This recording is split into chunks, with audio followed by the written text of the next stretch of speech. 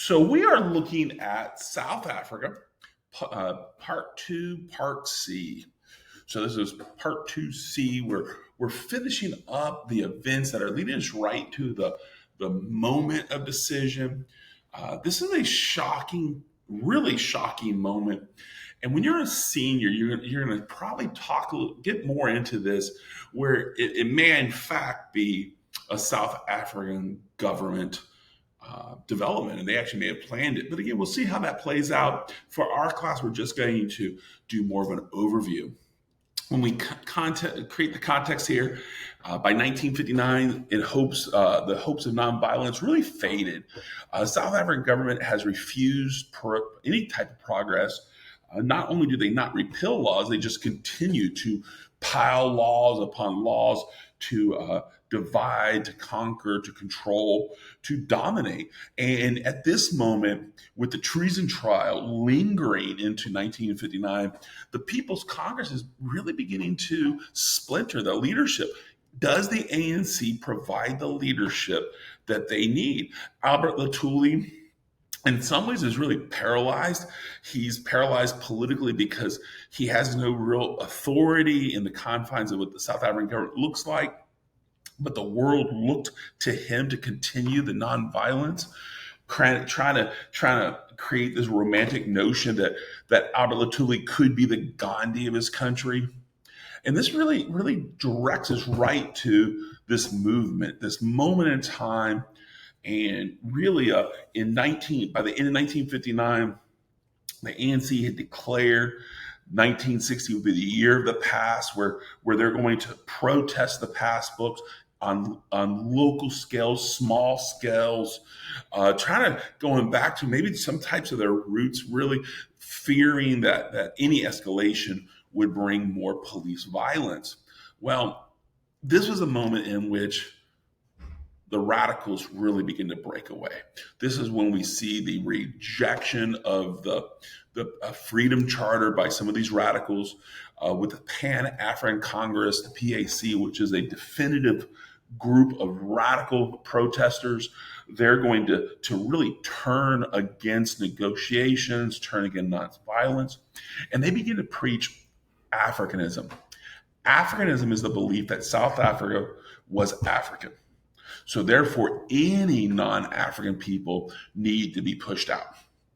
And in this sense, there seems, I know, first of all, people are like, oh my gosh, that's what are these people going to do? I think in some ways we have to contextualize this a little bit.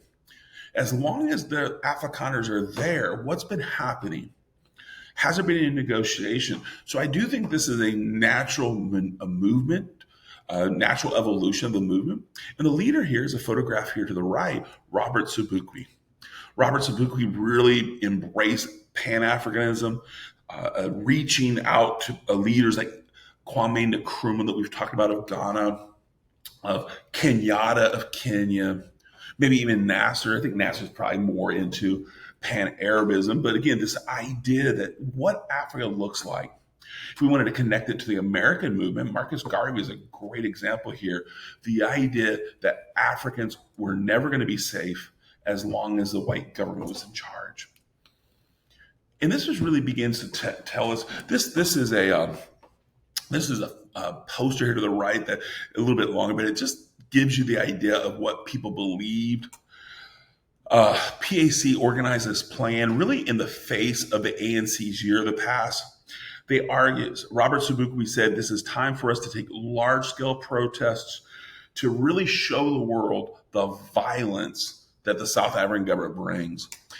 They bring out this idea of no bail, no fence, no fine. They were going to overwhelm the penal system, kind of taking some elements of the Defiance campaign, but really kind of putting it on steroids. They were really thinking, how can we overwhelm the penal system there? Sobukwe actually, before this happens, they actually met with Sharpeville police and they discussed processes and procedures and systems. The police department knew that on June 21st, they're going to have thousands of Africans come. They knew they were going to burn their passbooks, and they had a system in which they would utilize to organize and manage the arrests.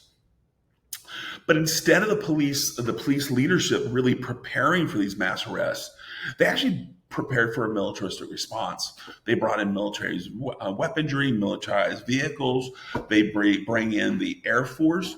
And this is really going to change. And I want to make sure you understand that Sobukwe believed he had come up with a good faith agreement with the South African Police Department in Sharpeville, that this was going to be a very manageable element. Unfortunately, that good faith agreement was not held by the South African government.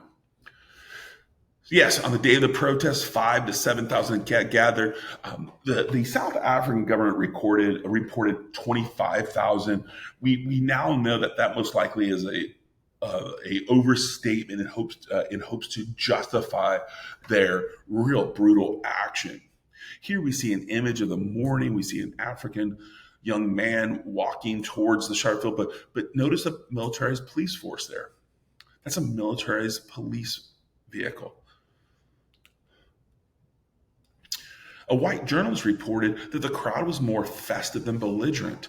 This is, for me, a really important detail here, as a journalist was reporting on the events of Sharpeville, and he really identified that this was this was truly a nonviolent, peaceful protest. So really important. But instead of following that initial peace negotiated, they began to escalate tensions. And here we see one image, again, to the left of the militarized vehicle. Here to the right, we see the Air Force. Airplanes were coming down, and they would do dives on the people. Not that it was hitting people, but they were close enough to create chaos and tension. People were really scared of what was happening.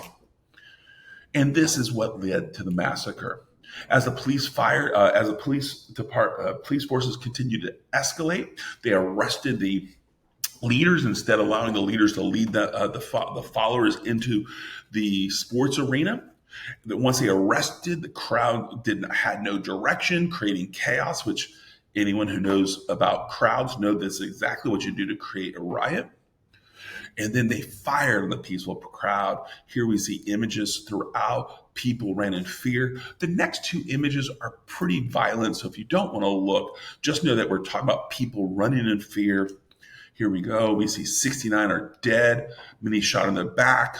The government used this moment to really show the world. Here we see two famous images here in the bottom. We see the aftermath, just dead bodies. And then up on top to the left, we just see two dead bodies there. Just the police are ignoring them, didn't cover them, didn't take them anywhere.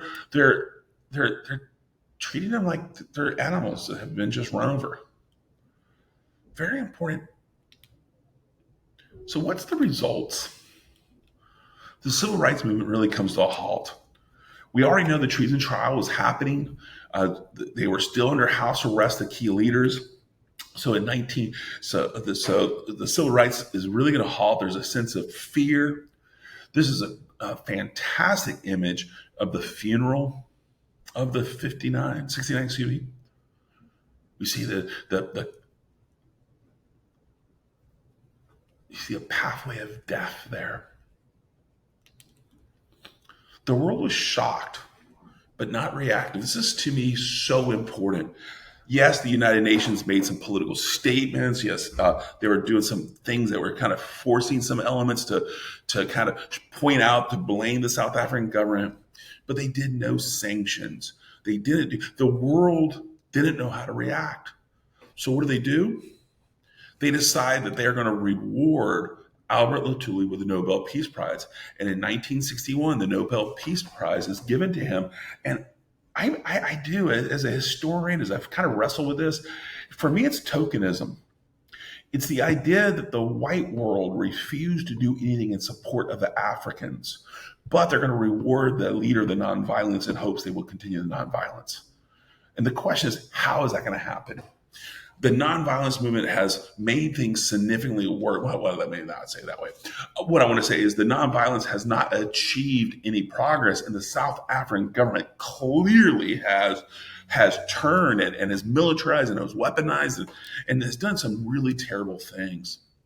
And now we are in June 1961, the moment of decision. This kind of goes right with our group project that we're going to be doing next week. But what direction is the movement going to take? Is it going to continue the nonviolence movement in hopes of getting negotiated progress? Are they going to combine forces with the South African Communist Party and undertake sabotage? Are they going to reject the Communist party and shift to race war? And this is really so. So these are the things: is at what point can nonviolence come to an end and shift? Sabotage is more about focusing on economic and political infrastructure, not as many deaths. But the race war will be about increasing the amount of violence in the urban areas. So again, very different directions. They're going to have to make a decision, and it's going to be interesting to see what the class decides when we get done with this next week. But with that said, we are done.